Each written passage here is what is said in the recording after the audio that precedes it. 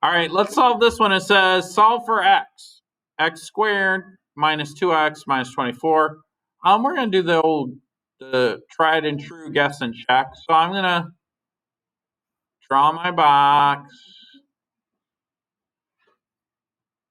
I'm going to take this first term, which is x squared, and put that bad boy right there. I'm going to take the last term, this negative 24, and put that bad boy right here. And it's a negative 24. And then I'm going to take, and I have to remember that whatever I have here and whatever I have here, they have to add up to negative 2x. Okay? All right, so we're going to guess. X times x gives me x squared. Think of two numbers that when I multiply them, they give me negative 24, but when I add them up, they give me negative 2.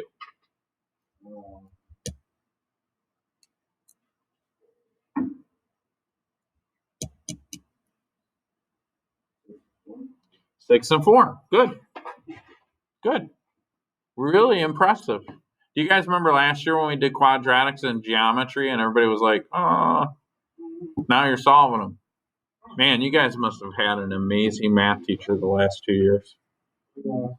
No? Or you guys are just geniuses? Anyways, it's 6 and 4, but which one needs to be negative? One needs to be negative, one needs to be positive.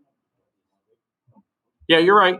Yeah, negative 6, because that gives us a negative 6x, and then the positive 4 gives us 4x, and when you add those up, guess what 4 minus 6 is? Negative 2.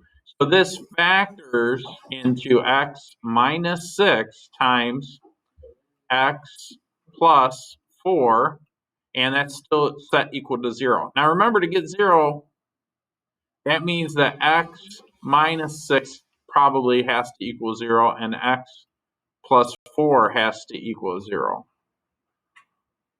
So if I add 6 on both sides of the equal sign over here, I get 6 equals x, or x equals 6. And then if I subtract 4 from both sides over here, I get x equals negative 4.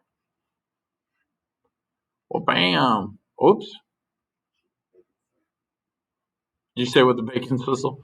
All right, that's it. Any questions on this one?